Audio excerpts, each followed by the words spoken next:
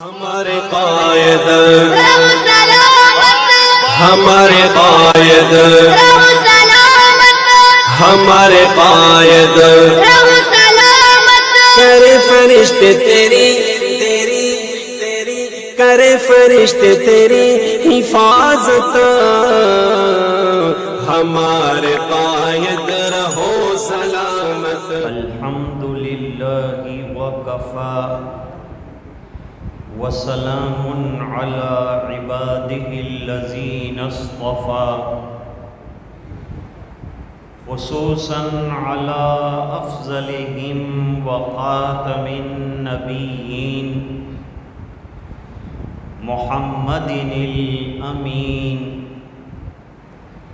وعلى آلہ وصحبہ اجمعین۔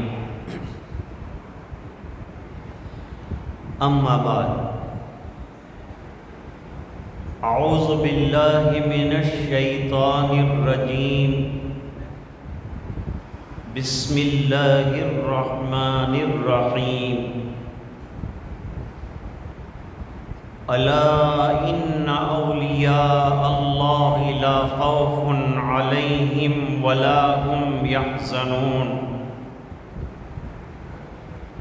الذین آمنوا وکانوا یتقون لهم البشری فی الحیاة الدنیا وفی الآخرہ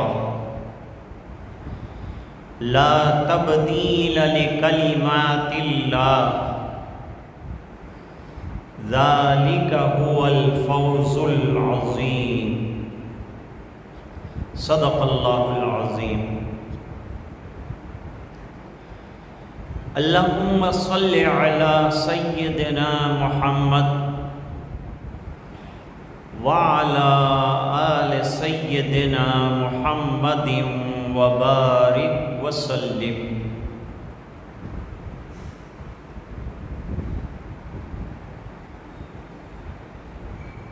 بزرگوں اور بھائیوں اور دینی ماں بہنیں،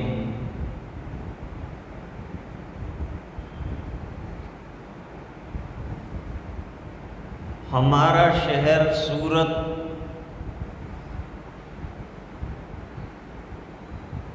اور قصبہ راندیر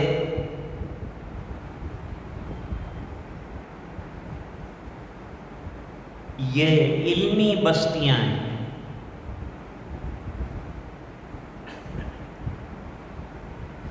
کثرت سے علماء یہاں ہوئے ہیں اور فی الحال بھی موجود ہیں۔ پورا شہر اہل علم سے لبریز،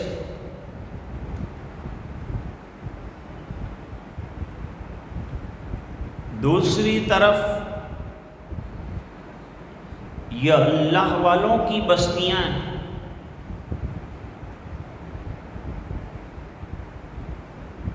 راندیر میں تبع تابعین صاحب کا مزار بتلایا جاتا ہے، وہاں کے قبرستان میں بھی بہت سے اللہ والے لیٹے ہوئے۔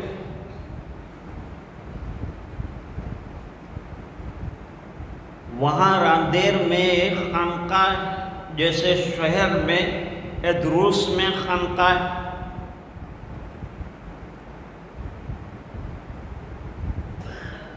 یہاں قادریہ سلسلے کے بزرگ اور رفاعی مشائخ رہے۔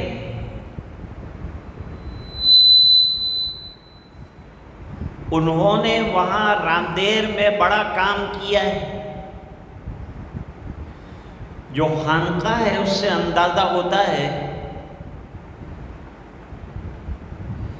کہ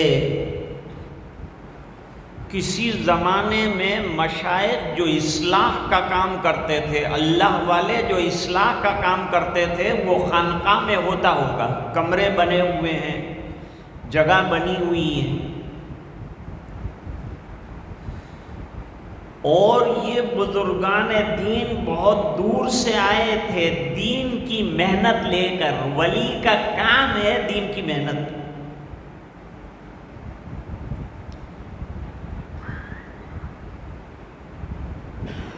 سیدنا عبد القادر جیلانی رحمت اللہ علیہ،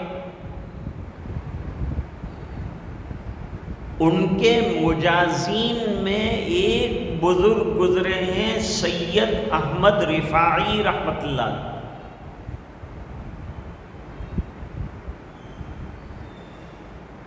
ان کی کشف و کرامات مشہور ہیں اور وہ سادات گھرانے سے تعلق رکھتے ہیں. آگے جا کر غوث پاک سے ان کا تعلق. انہی کے قبیلے کے لوگوں کو یہاں آنا ہوا.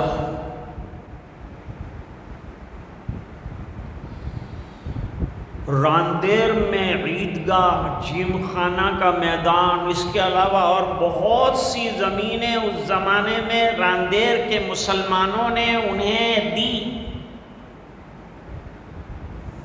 اور آج ان کی علامات اور نشانیاں بفضلہ تعالی موجود ہیں. ان کی اولاد بھی ابھی ہے، لیکن جیسا کام شیخ کر کے گئے ایسا نہیں کر رہے. ان کا تو کام تھا کہ وہ اصلاحی اور رفاہی کام کرتے، اللہ کے بندوں کو اللہ کی طرف بلاتے، اللہ کے دین کی دعوت دیتے. ان کے بزرگوں نے اور مشائخ نے یہی کام کیا. آج صورت میں جو دینی چلت پھرت اور علمی چہل پہل نظر آتی ہے، یہ سب یہ بزرگوں کی محنت کا نتیجہ ہے.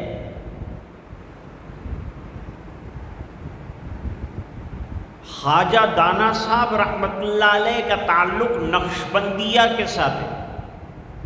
یہ نقشبندی بزرگ ہیں، اور انہوں نے بھی اپنے زمانے میں بفضلہ تعالی خوب کام کیا.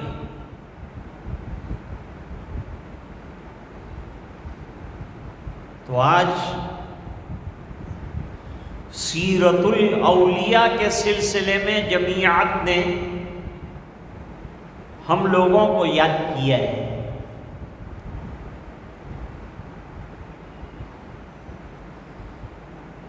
ایک آیت کریمہ میں نے پڑھی ہے آپ کے سامنے. یہ آیت کریمہ سورہ یونس کی ایک آیت ہے. اس میں اللہ تعالیٰ نے اولیاء کی صفات اور ان کی خوبیاں اور ان کے دنیاوی اور اخروی مراتب کا تذکرہ کیا ہے.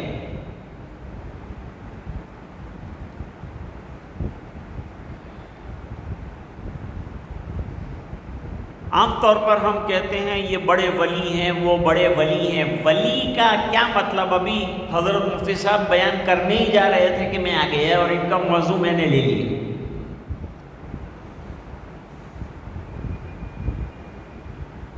ولی کے معنی قریب کے بھی آتے ہیں اور ولی کے معنی دوست کے بھی آتے ہیں. اللہ کے ولی یعنی اللہ سے بہت قریب. آ جاؤ. اللہ آپ بیٹھے رہو، مولی انور بیٹھے رہو. وہ بیٹھیں گے، کرسی نہیں، جگہ جس کی جو طے ہے وہاں بیٹھے گا. آ جائیے.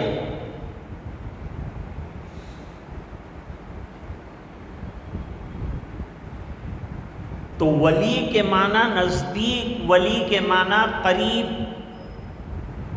اور اللہ کا ولی کا مطلب یہ ہے کہ اللہ کے قریب، اللہ کے نزدیک ہونے والا.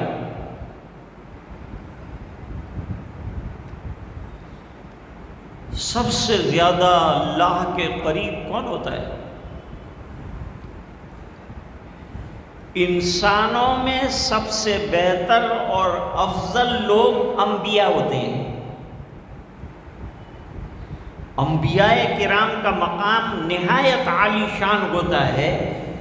جو نبی ہے وہ سب سے بڑا ولی ہے۔ اولیاء کا آغاز وہاں سے کیجیے۔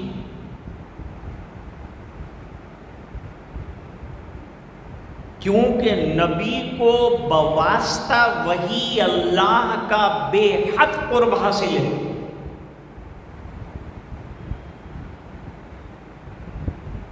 پھر نبی سے جن لوگوں نے فیض پایا وہ صحابہ کرام بھی بڑے بڑے اولیاء ہیں۔ تو ہر نبی کا ولی ہونا ضروری ہے، ہر صحابی کا ولی ہونا ضروری ہے۔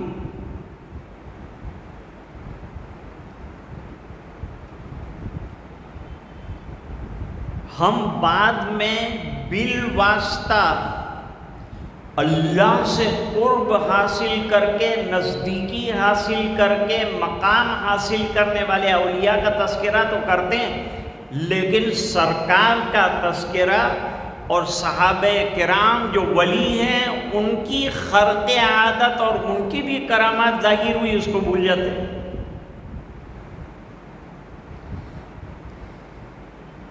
ایک واقعہ سناؤں صدیق اکبر رضی اللہ تعالیٰ عنہ کی کرامت کی۔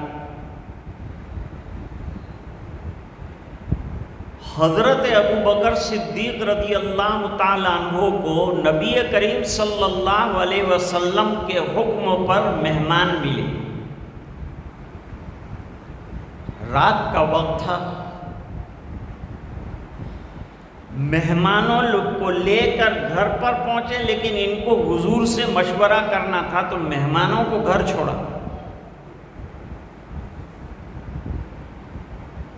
اور مہمانوں کو گھر چھوڑنے کے بعد پھر خود حضور پاک صلی اللہ علیہ وسلم کی خدمت میں مشورے کے لیے آئے۔ یاد رکھیے نبوت کے بعد مقام صدیقیت ہے۔ صدیق تصدیق کرتا ہے نبی کی، اور مقام اس کا جو ہوتا ہے اس کو بلند کرتا ہے۔ حضرت صدیق اکبر رضی اللہ تعالی عنہ پر صدیقیت ختم نہیں ہوئی۔ جمع لگا سیغل صدیقین، ہر زمانے میں صدیقین رہے ہیں، ہر زمانے میں سچے رہے ہیں۔ اور نبی کے اوصاف میں ایک وصف صدیق ہے۔ ہر نبی نہایت پاکیزہ اور نہایت سچا ہوتا ہے اور انتہائی امانت دار ہوتا ہے۔ دنیا کے جتنے اولیاء ہیں ان تمام کے اندر یہ دونوں خوبیاں پائی جائیں۔ حضرت ابو بکر رضی اللہ تعالیٰ عنہ نے گھر والوں کو کہا کہ آپ لوگ کھانا پکائیے اور مہمانوں کو کھلائیے، میں ذرا حضور سے مل کے آؤں۔ کھانا تیار ہو گیا، مہمانوں کو کھانے کے لیے بلایا گیا، لیکن انہوں نے انکار کیا کہ جب تک میزبان ہمارے نہیں آئیں گے وہاں تک ہم نہیں کھائیں گے۔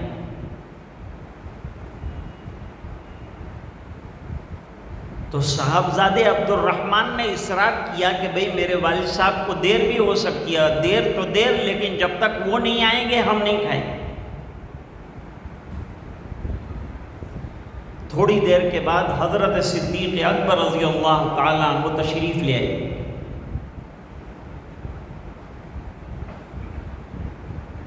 پوچھا کہ مہمانوں نے کھانا کھایا؟ جواب دیا کہ نہیں کھایا۔ تو گھر والوں پر غصے ہوئے۔ گھر والوں نے مہمانوں کا حوالہ دیا کہ انہوں نے نہیں کھایا، ہم تو کہہ رہے تھے۔ مہمانوں کو پوچھا تو انہوں نے کہا آپ نہیں تھے اس بنا پر نہیں کھائے۔ حضرت ابو بکر رضی اللہ تعالیٰ عنہ نے قسم کھا لی کہ جاؤ میں نہیں کھاؤں۔ بہت سمجھایا منایا تو دسترخوان لگایا گیا، کھانا کھلایا گیا۔ اب کھانے کا عالم یہ ہے کہ جہاں سے ایک لقمہ اٹھاتے ہیں وہاں 3 لقمے مزید پیدا ہوتے ہیں۔ یہ حضرت ابو بکر رضی اللہ تعالیٰ عنہ کی کرامت ہے۔ جب لقمہ اٹھاتے ہیں دوسرا لقمہ وہاں آ جاتا ہے، تیسرا لقمہ اٹھاتے ہیں اور لقمہ وہاں آ جاتا ہے۔ کھانا کھا کے فارغ ہوئے تو جتنا رکھا تھا کھانا اس سے دگنا ہو گیا، اور یہ بچا ہوا کھانا حضور کی خدمت میں بھی پہنچایا گیا۔ آپ نے کہا کہ یہ حضرت ابو بکر رضی اللہ تعالیٰ عنہ کی ولایت اور بزرگی کی علامت ہے۔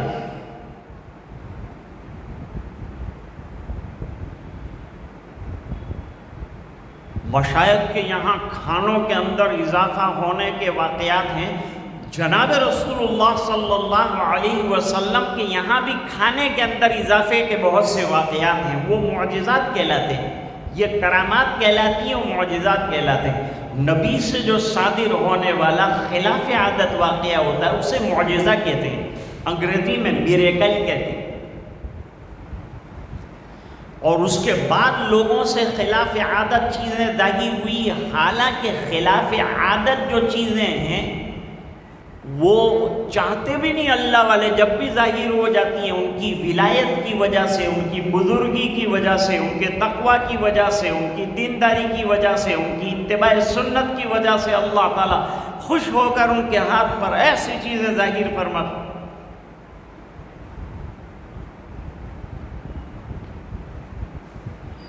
جنید بغدادی رحمت اللہ علیہ کے 2 واقعات سناتا ہوں۔ اللہ کے ولی کی صفتوں میں 2 باتیں بیان فرمائیں۔ نمبر 1 کہ وہ ایمان کامل رکھتے ہیں، ان کا ایمان بڑا مضبوط اور بڑا مستحکم ہوتا ہے۔ اس میں سب سے زیادہ نبی کا ایمان مضبوط اور مستحکم ہوتا ہے، پھر صحابہ کا، پھر تابعین کا، پھر تبع تابعین کا، پھر اہل اللہ۔ اور ایک بات اور یاد رکھیں، اللہ تعالیٰ کے یہاں اعمال کے قبول ہونے کی شرائط میں سے پہلی شرط یہ ہے کہ عمل کرنے والا مومن ہو۔ من عمل صالحا من ذکر او انثى وهو مؤمن فلنحيينه حیاتا طیبا۔ عمل صالح کرنے والا کوئی مرد ہو کہ کوئی عورت ہو، جیسے رابعہ بصری رحمت اللہ علیہا بہت بڑی ولیہ ہے، ان سے کسی نے پوچھا اور کہا کہ آپ کتنی بھی بڑی ولیہ بن جائے لیکن نبی نہیں بن سکتے۔ ولایت میں آپ کا مقام انتہائی اعلیٰ درجے کا ہے لیکن آپ نبی نہیں بن سکتے، کیونکہ اللہ نے کسی خاتون کو نبی نہیں بنایا۔ دنیا میں جتنے انبیاء کرام بھیجے ہیں وہ رجال بھیجے ہیں، مرد بھیجے ہیں، کیونکہ عورتوں میں نزاکت ہوتی ہے اور بہت سے حجابات ہوتے ہیں، اس وجہ سے جو کام مرد جس شان کے ساتھ کر سکتا ہے عورت نہیں کر سکتی۔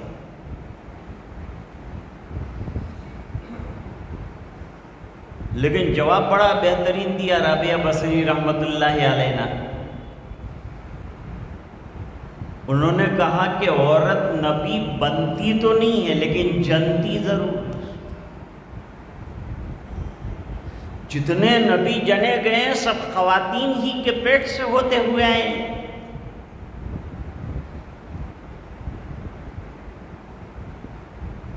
تو میں وہ واقعہ ذکر کر رہا تھا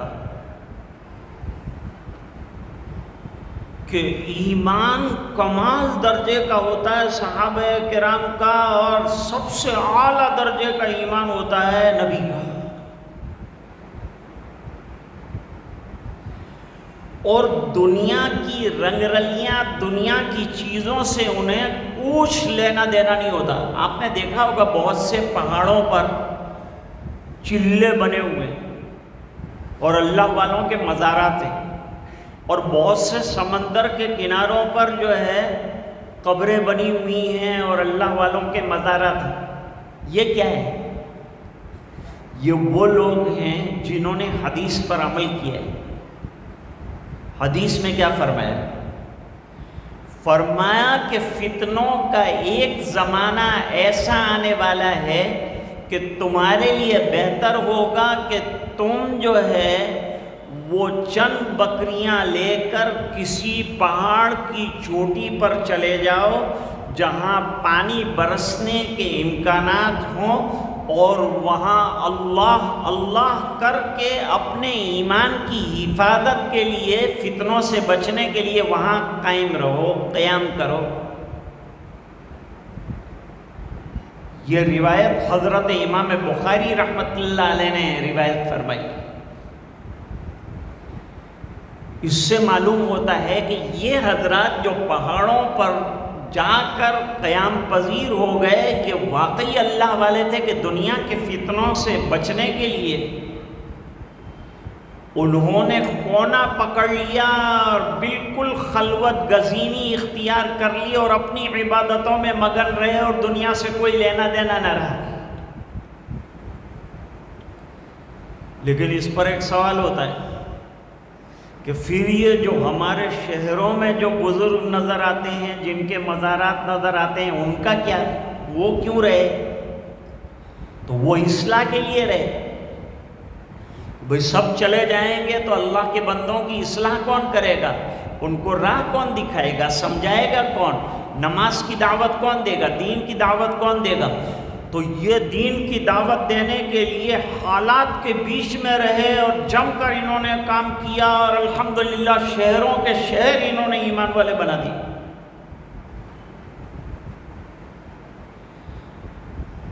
واقعات میں آتا ہے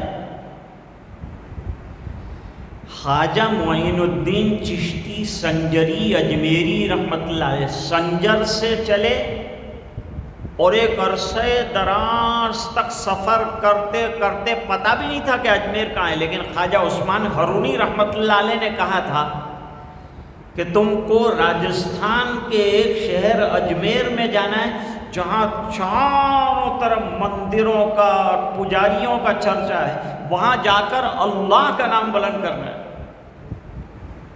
کیسے آئے معلوم ہے؟ میں تاریخ پڑھ رہا تھا ان کی. کسی کے گھر کی دعوت انجانے کی نہیں کھاتے تھے. سفر میں نکلے تو شکار کے ذریعے سے اپنا کھانا پورا کرتے تھے, شکار کرتے تھے اور کھاتے تھے, اور یہ حلال رزق کھاتے کھاتے جو ہے اجمیر پہنچے. پاس کچھ بھی نہیں تھا, بالکل خالی ہاتھ تھے.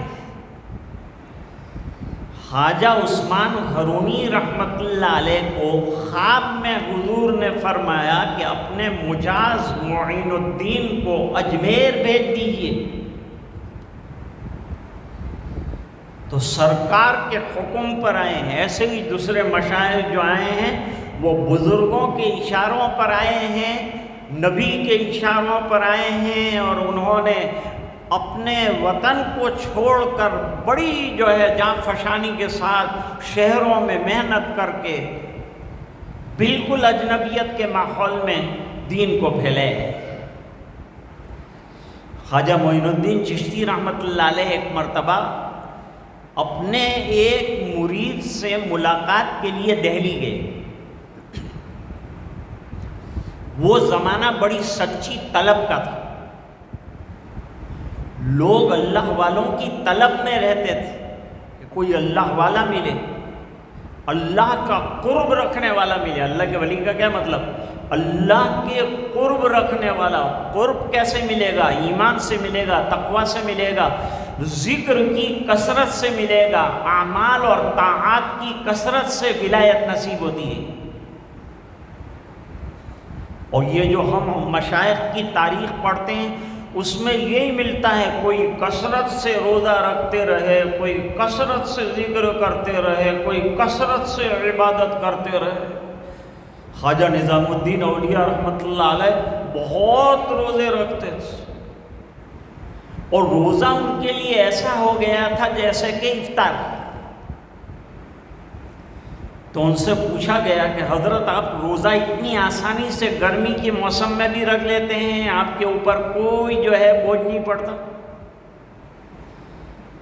تو حضرت نے جواب دیا کہ بچپن میں میرے والد کا انتقال ہو گیا۔ اکثر مشائخ اور اولیاء جو ہیں ان کے والد بچپن ہی کے اندر چل بسے، جیسے غوث اعظم رحمۃ اللہ علیہ کے والد موسیٰ جنگی دوست ان کے بچپن ہی کے اندر دنیا سے چلے گئے، اور ماں سیدہ نے بڑی محنت کر کے، پرورش کر کے، تربیت کر کے ولی بنایا بچپن کے اندر غوث اعظم۔ تربیت بہت ضروری ہے، ماں باپ کی تربیت انتہائی ضروری ہے۔ تو خواجہ معین الدین چشتی سنجری اجمیری رحمۃ اللہ علیہ اپنے مرید سے ملاقات کے لیے نکلے۔ لوگوں کو پتہ چلا، حالانکہ وہ تار ٹیلی فون کا زمانہ تھا، لیکن باتوں سے باتیں چلتی ہے، لوگوں کو پتہ چلتا گیا۔ ویسے ویسے لوگ جمع ہوتے گئے، اور حضرت کے ہاتھ پر سب نے آ کے توبہ کی کہ اللہ حضرت ہم آپ کے ہاتھ پر گناہوں سے توبہ کرتے ہیں، معافی مانگتے ہیں، اب انشاءاللہ نیکیوں والی، نمازوں والی، دینداری والی زندگی گزاریں گے۔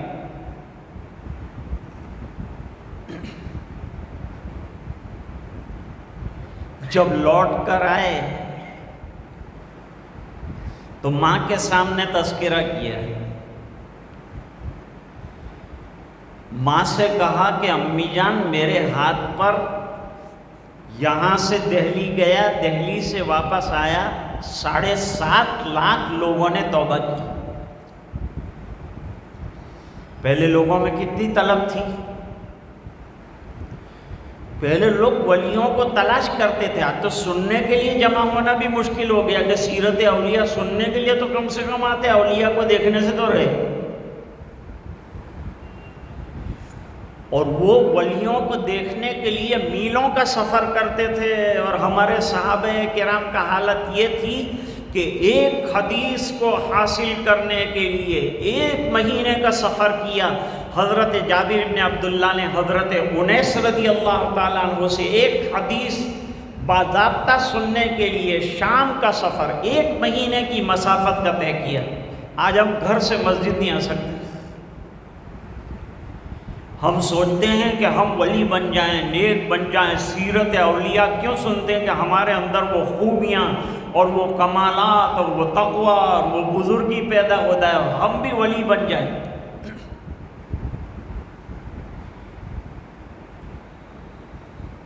ابھی پچھلے دنوں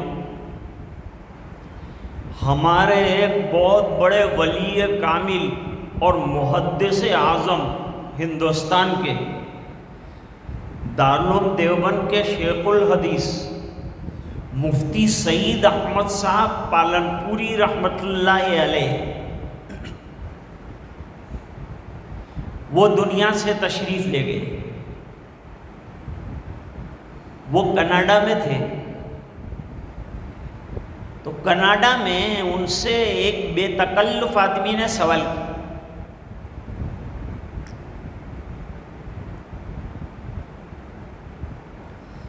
کہ حضرت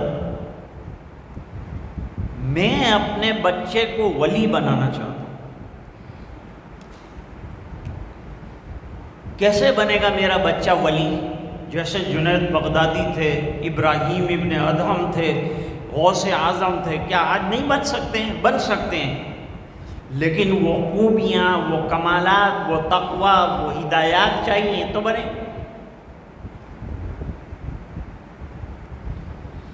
حضرت نے فرمایا کہ ولی بننے کے لیے کہ تیرا بیٹا ولی بن جائے کوئی مشینیں نہیں بنی ہے، بلکہ قاعدہ یہ ہے کہ اگر تو چاہتا ہے کہ تیرا بیٹا ولی بنے اور نیک بنے گا تو ولی بنے گا، تجھے پہلے نیک بننا پڑے گا۔ اب مائیں کس قدر نیک تھی اس کا اندازہ لگائے تو پھر ایسے ولی نہیں پیدا ہوں گے تو کیسے لوگ پیدا ہوں گے؟ آج مائیں ٹی وی دیکھ رہی ہیں، موبائل پر سیریلیں دیکھ رہی ہیں، بری چیزیں دیکھ رہی ہیں، ناچنا سیکھ رہی ہیں، تو بتائیے کہ ان کے پیٹ سے ولی کیسے پیدا ہوگا؟ خواجہ صاحب کی والدہ نے کہا 7.5 لاکھ لوگوں نے تیرے ہاتھ پر بیٹا توبہ کی، بہت اچھی بات ہے، اللہ نے تجھے مقبولیت دی ہے، قبولیت دی ہے، شرف قبولیت سے نوازا۔ اللہ والے تو بیٹھ جاتے ہیں، چٹائی ہے ان کے پاس ٹوٹی ہوئی پھوٹی ہوئی، کچھ نہیں ہے ان کے پاس، لیکن پھر بھی پروانہ وار جیسے شمع کے پاس پروانے آتے ہیں، اس طرح اللہ والوں کے پاس لوگ پہنچ جاتے ہیں، ان کی دینداری سے فائدہ اٹھاتے ہیں۔ اور اصل میں اللہ والوں سے فائدہ یہی اٹھانا چاہیے کہ ان کے اندر دینداری۔ ولی کون ہے؟ جس کو دیکھے تو اللہ یاد آ جائے، وہ ولی۔ جس کی دیکھنے کے ساتھ اور جس کی یاد کے ساتھ اللہ کی یاد آئے، وہ اللہ کا ولی ہے۔ وہ جو تقویٰ کے اعلیٰ معیار پر ہے، وہ اللہ کا ولی ہے۔ جو ایمان کامل رکھتا ہے اور اعمال کا دوام کرتا ہے، وہ ولی ہے۔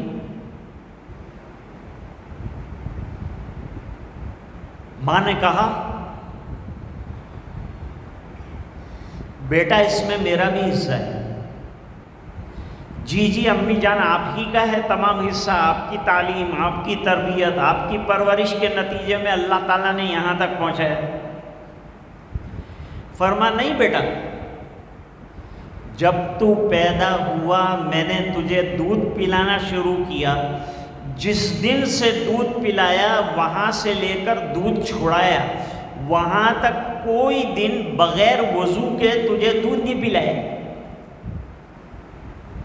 اب جب ماں ایسی زبردست متقیہ ہوگی، اللہ والی ہوگی، وضو کا اتنا خیال کرنے والی ہوگی، وضو پر مجھے بات یاد آ گئی، میرے والد صاحب رحمت اللہ علیہ 18 گھنٹے تک باوضو رہتے،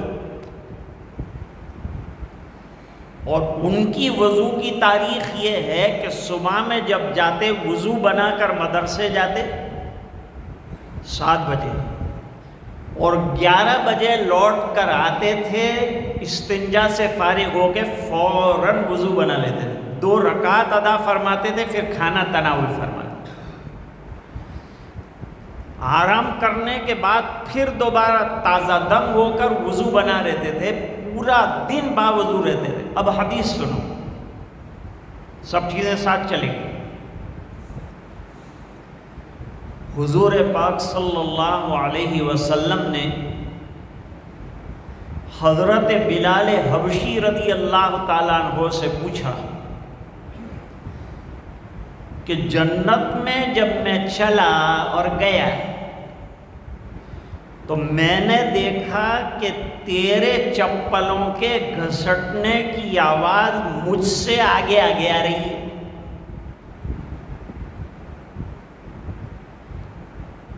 کیا عمل کرتے ہو؟ حالانکہ یہ تو حضور کے خادم ہیں۔ کہ حضور میں کیا عمل کروں گا، لیکن 2 عمل آپ نے بتائے تھے وہ میں کرتا ہوں۔ جب بھی بے وضو ہو جاتا ہوں تو وضو کر لیتا ہوں، ایک عمل، اور وضو کرنے کے بعد اگر وقت ہوتا ہے تو تحیۃ الوضو پڑھ لیتا ہوں۔ آپ تجربہ کر کے دیکھیے، باوضو گھر سے نکلیے اور کام کیجئے، تجارت کیجئے، عجیب برکتیں اللہ تعالیٰ نے وضو کے اندر رکھی۔ وضو جہاں طہارت ہے وہاں سبب برکت بھی ہے، اور ہمارے اہل اللہ ہمیشہ باوضو رہتے تھے۔ غوث اعظم رحمت اللہ علیہ کی والدہ نے بڑی محنتوں سے اور بڑی پاک دامنیوں کے ساتھ اپنے بچے کی پرورش کی۔ میں عرض کر رہا تھا کہ ولی وہ ہوتا ہے جو سنتوں کا انتہائی درجے کا پابند ہوتا ہے، اور اصل چیز اور خلاف عادت اور کرامت اگر دیکھنا چاہتے ہیں تو سب سے بڑی کرامت یہ ہے کہ اس کی زندگی میں سنت کے خلاف کوئی چیز نہیں دیکھتی۔ خواجہ نظام الدین اولیاء رحمۃ اللہ علیہ کی میں بات کر رہا تھا، بچپن میں ان کے والد صاحب کا انتقال ہو گیا، ماں نے بڑی محنتوں کے ساتھ مزدوریاں کر کر کے بچوں کا پیٹ پالا، اور پیسے ختم ہو جاتے تھے تو ماں جو ہے بچوں کو جمع کرتی تھی اور جمع کر کے کہتی تھی کہ بچوں اللہ کے مہمان بننا ہے۔ اور ظاہری بات ہے کہ مہمان بننا کس کو پسند نہیں ہے، کیونکہ مہمان کو کچھ محنت نہیں کرنی ہوتی، بسم اللہ پڑھ کے کھا لینا ہے اور الحمدللہ کہہ کے اٹھ جانا ہے۔ سب محنت میزبان کو صبح سے بیچارے دماغ پاشی کرتی تھی خواتین، جب جا کے ابھی رات کو ہم کو کھانا کھلائے۔ ہم نے کیا کیا، بسم اللہ پڑھی اور کھا لیا اور الحمدللہ پڑھ کے اٹھ گئے اور مولانا انور صاحب کو دعا دے دی۔ تو سب سے اچھا کام اور آسان کام دو ہے، کسی کے دسترخوان پر بیٹھ کر کھا لینا سب سے آسان کام، اور کسی امام کے پیچھے یہ کہہ کر نماز پڑھ لینا کہ نماز پڑھتا ہوں میں اس امام کے پیچھے، اب سب ذمہ داری امام کی۔ حدیث شریف میں فرمایا الامام ضامن، امام ذمہ دار ہے، یہ جنت میں لے جائے، جہاں اس کو لے جانا وہ لے جائے، ہماری ذمہ داری ختم ہوئی، وہ لے جائے گا اب ہم کو۔ بیچارے امام کی اتنی ذمہ داری تو ویسے ہی ہے، اور پھر اوپر سے متولی حضرات ہیں، وہ ذمہ داریوں کو اور بڑھا دیتے ہیں اور اس کو ذمہ داریاں یاد دلاتے ہیں۔ 6 کروڑ کی مسجد بنائے گا اور 6000 روپے جو ہے امام کو دینے کی ہمت نہیں ہے۔ کیا اولیاء کی سیرت سننے آئے؟ اپنے اماموں کو خوب نوازو اور دو اور بخشو، ہر امام اللہ کا ولی ہے۔ حدیث کو اگر میں آپ کے سامنے رکھوں تو میں کہہ سکتا ہوں جس نے لا الہ الا اللہ سچے دل کے ساتھ پڑھا ہے وہ سب ولی۔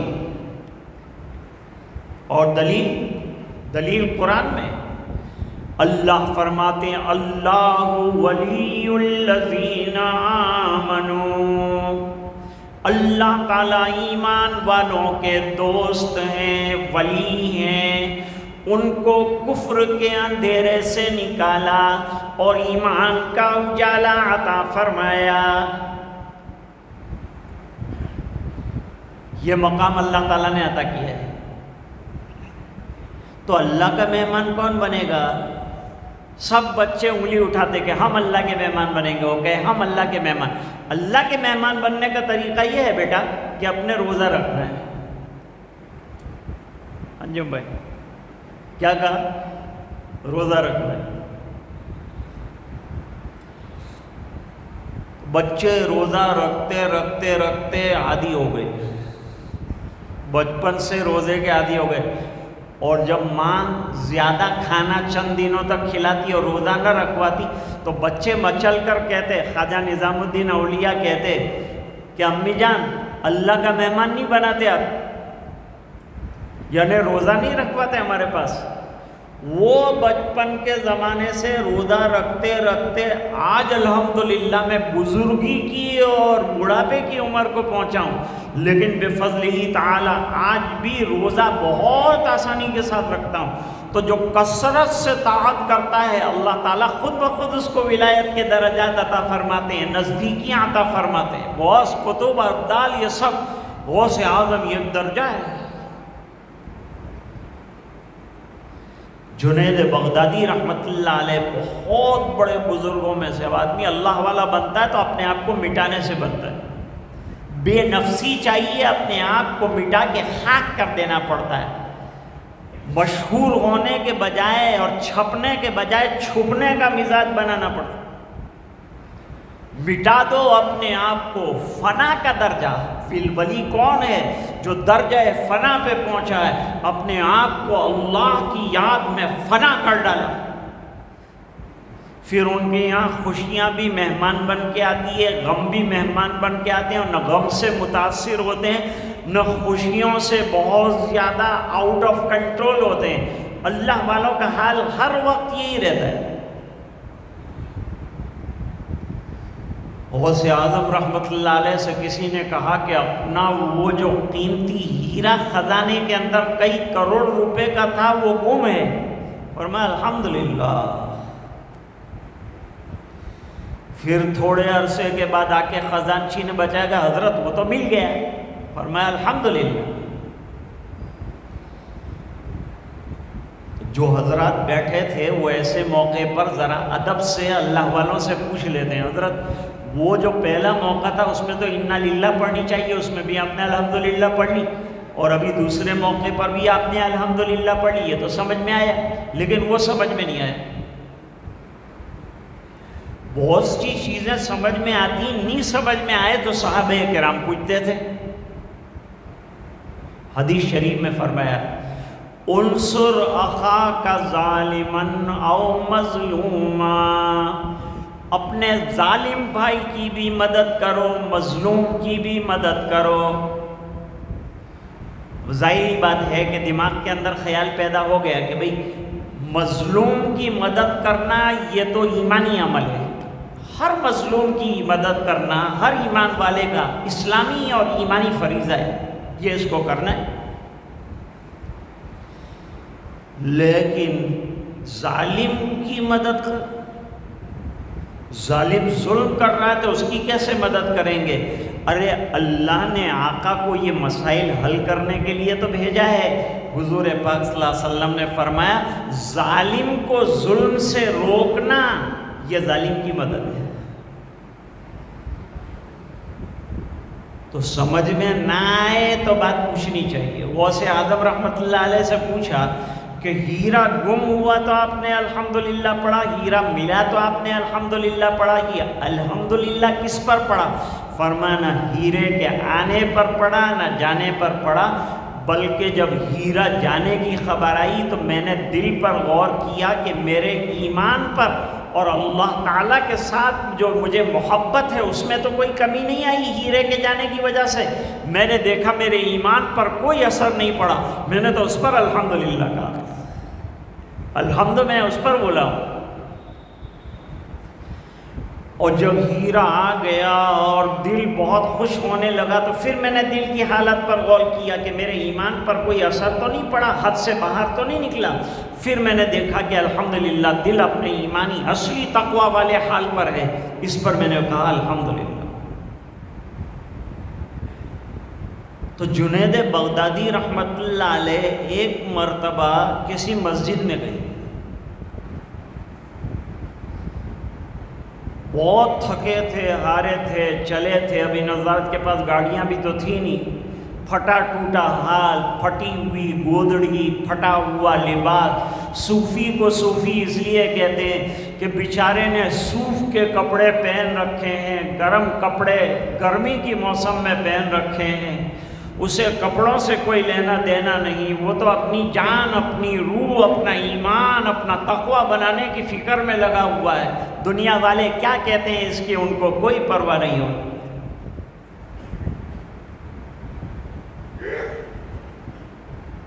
اس لیے ان کو صوفی کہا جاتا ہے. تصوف وہاں سے نکلا ہے. ہر ولی تصوف کا آدمی ہوتا ہے, صوفی ہوتا ہے, اللہ والا ہوتا ہے. تھکے ہارے تھے, مسجد کے اندر جا کر لیٹ گئے. ذمہ دار حضرات نے کہا بھائی مسجد میں نہیں سو سکتا. انہوں نے کہا سونے دو, میں رات کو اٹھ جاؤں گا, اللہ اللہ کروں گا, مجھے اور کوئی کام نہیں ہے, میں بہت تھکا ہوں, میں سیڑھی اتر کے اب جا بھی نہیں سکتا. ذمہ داروں نے اتنی زبردستی کی, انہوں نے کہا تم اٹھا کے ڈال دو نیچے تو ڈال دو, باقی میں نہیں جاؤں. تو وہاں جو ذمہ دار تھے, جو پہچانتے نہیں تھے, جو حضرت کے مرتبوں کو, اللہ والے چھپے رہتے ہیں نا, ان کے مرتبوں کو پہچاننا اور معلوم کرنا ہی مشکل ہوتا ہے. جب وہ چلے جاتے ہیں تو بعد میں پتہ چلتا ہے, بعد میں لوگ تعریفیں کرتے ہیں, لیکن وہ اپنا سب چھوڑ کر چلے جا چکے ہوتے ہیں.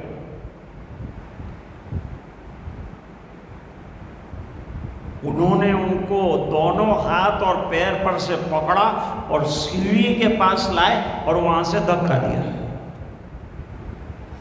سیڑھی پر سے گرتے گرتے لڑکتے لڑکتے نیچے آئے تو اللہ تعالیٰ نے غیب سے دل کے اوپر بات ڈالی کہ اے جنید تم محنت کرتے مجاہدے کرتے تو وہ درجے ولایت کے نہ ملتے جو ایک سیڑھی سے دوسری زینے پر گرتے ہوئے ہم نے تم کو دے دیے، وہ مرتبہ نہ ملتا۔ تو ظاہر میں تو تم کو سیڑھی سے گرایا ہے، لیکن اللہ نے تمہیں مرتبہ ولایت میں اٹھا دیا ہے، اونچا مقام تمہیں عطا کیا ہے۔ انہی جنید بغدادی رحمت اللہ علیہ کے پاس ایک مرید رہتا تھا،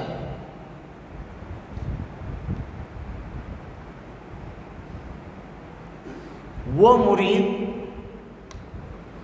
بہت عرصے سے حضرت کو دیکھتا تھا، کئی سال ہو گئے وہ رہا۔ ایک مرتبہ اس نے کہا کہ حضرت اب میں اجازت چاہتا ہوں، اب آپ کے پاس رہنے کا کوئی مطلب نہیں رہا، جانا چاہتا ہوں۔ حضرت نے کہا کہ ابھی تو مراتب جو ولایت کے طے کرنے ہیں وہ باقی ہیں، اسباب باقی ہیں، کیوں چلے جا رہے ہو؟ جواب دیا کہ آپ کے پاس میں نے کوئی کرامت نہیں دیکھی،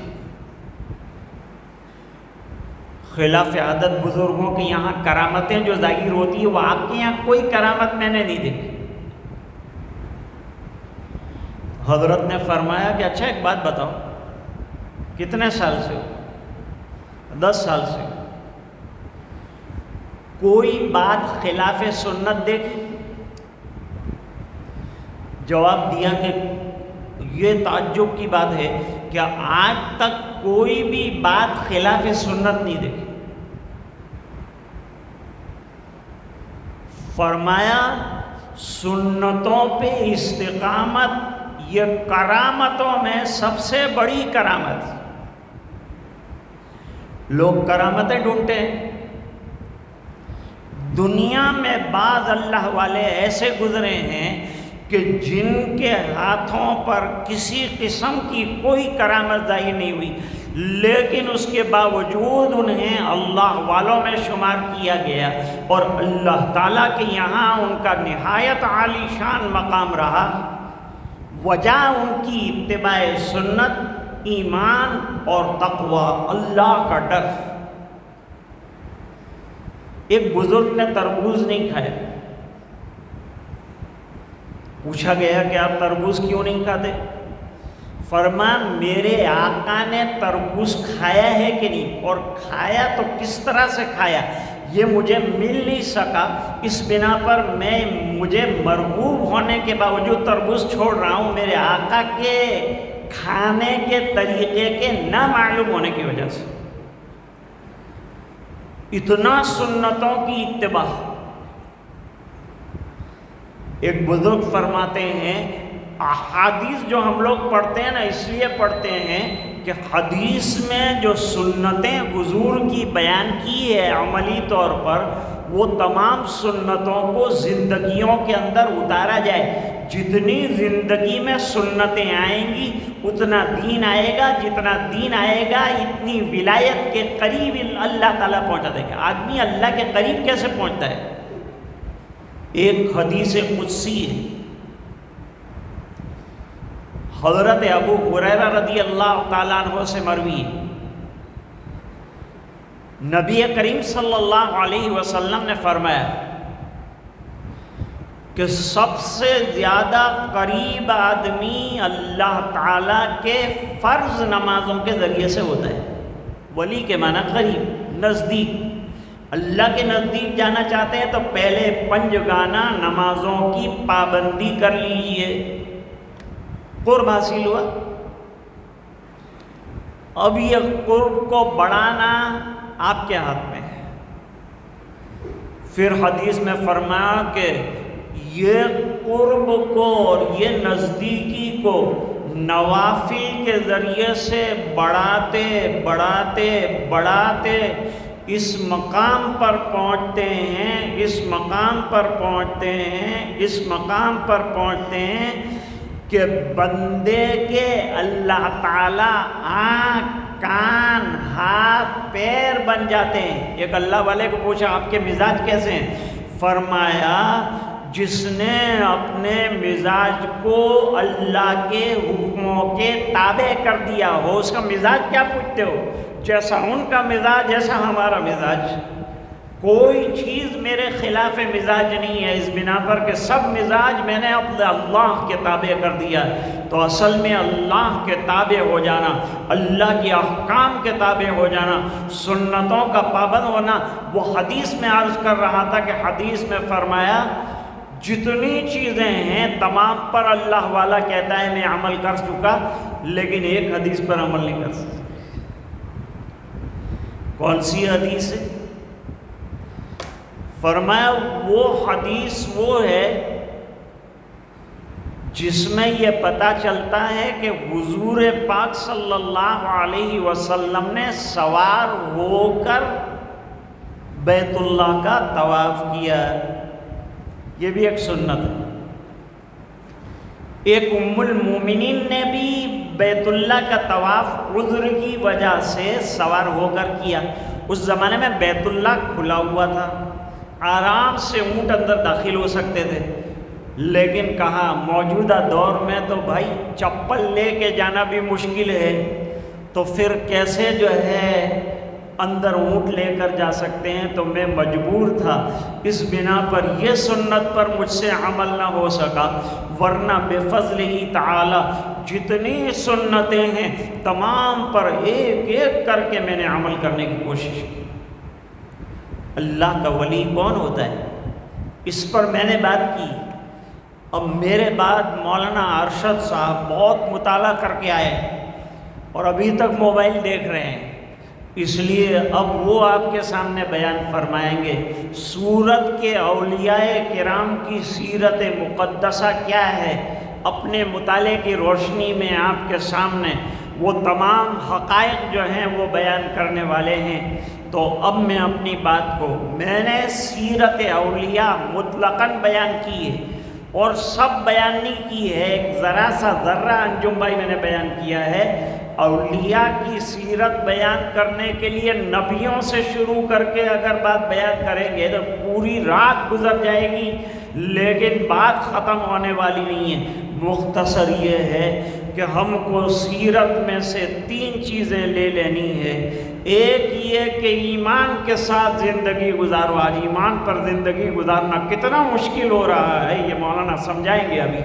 اور دوسرا نمبر تقویٰ والی، اللہ سے ڈرنے والی زندگی گزارنا، نمبر 2۔ اور نمبر 3 جو ہے سنتوں کی انتہائی درجے کی پابندی، نمازوں کی پابندی، احکام کی پابندی۔ اللہ تعالی ہم سب کو نصیب فرمائے۔ انہی گزارشات پر اپنی بات کو ختم کرتا ہوں۔ آپ آرام سے تشریف فرما رہے ہیں اور حضرت کی بات سے پوری طرح فیض یاب ہوں۔ مجھے چونکہ صبح پڑھانا بھی ہے، ذمہ داریاں بھی ہے، اس لیے آپ حضرات اپنی جگہ تشریف رکھتے ہوئے مجھے اجازت دے دیں گے۔ میں سلام عرض کرتا ہوں، آپ جواب عنایت فرما دیں، بڑا احسان ہوگا۔ السلام علیکم ورحمۃ اللہ وبرکاتہ۔ یہ لوگوں کون مقتل سے سراپا خندزن آیا، جو اس انداز سے باندھے ہوئے سر سے کفن آیا۔